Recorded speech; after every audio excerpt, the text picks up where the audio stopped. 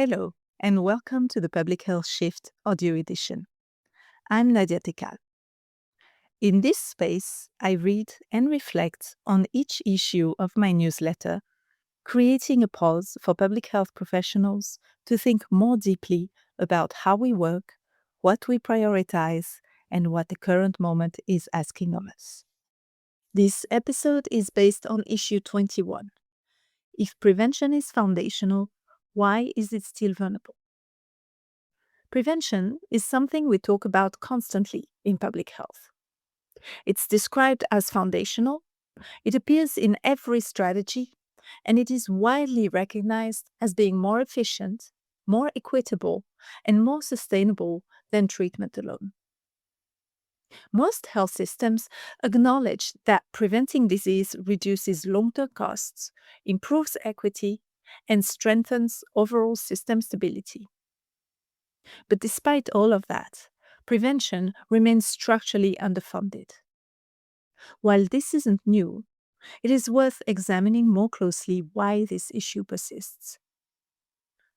A common explanation is methodological.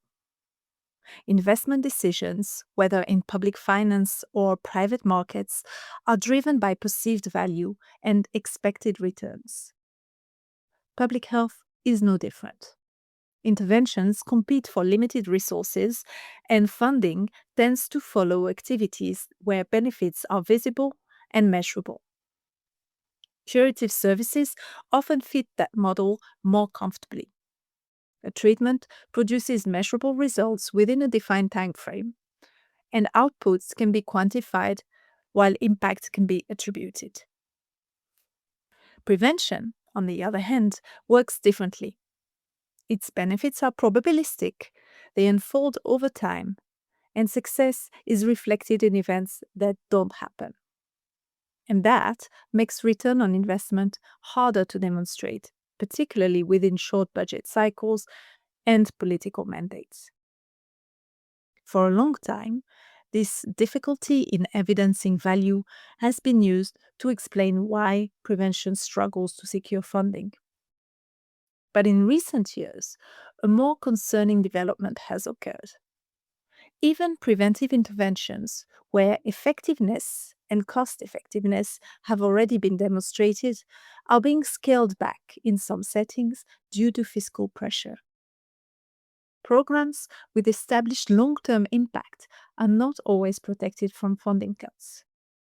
So, the issue may not be about proving value, but rather about how value is weighted. Public budgeting frameworks typically operate on short-term horizons.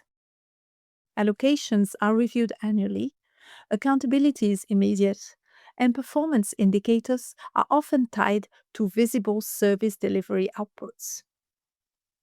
Preventive investments generate returns over longer periods. Benefits may materialize beyond the current budget cycle, and often the savings accrue to a different part of the system than the one that made the investment. The actor that bears the cost is not always the actor that captures the benefit. And that creates a structural misalignment. When fiscal pressure intensifies, decision makers understandably prioritize areas where demand is visible and urgent. Acute care pressures, workforce shortages, service backlogs all create immediate signals that are difficult to ignore, while prevention rarely creates the same sense of immediacy. So, in many ways, prevention's vulnerability isn't really about weak evidence. It is about how our systems are set up to prioritize certain types of value over others. And this is where it connects to something we talk about a lot: resilience and preparedness. We often say that resilient systems require upstream investment. We say that preparedness means acting before a crisis hits. But that requires accepting costs today in order to reduce risks tomorrow. If those preventive investments are the first to be cut when budgets tighten, then we have to ask ourselves, how operational that commitment to resilience really is. The evidence is substantial. The harder question is whether our financing and governance structures are designed to protect long-term value when short-term pressures intensify. And then there's the professional dimension. In your role, how is the value of prevention defined? When budgets are reviewed, how are preventing functions positioned? Are they framed as essential system capacity or just as program components that can be adjusted? These questions will look different depending on where you work. But if prevention is consistently described as foundational while remaining financially exposed, it may be worth examining how it is positioned within our own spheres of influence. Structural incentives matter, but so does how we navigate them. Thank you for listening. If you would like to continue the reflection, you can read the full version of this issue by subscribing to the Public Health Shift newsletter on www.nadiatekkal.com.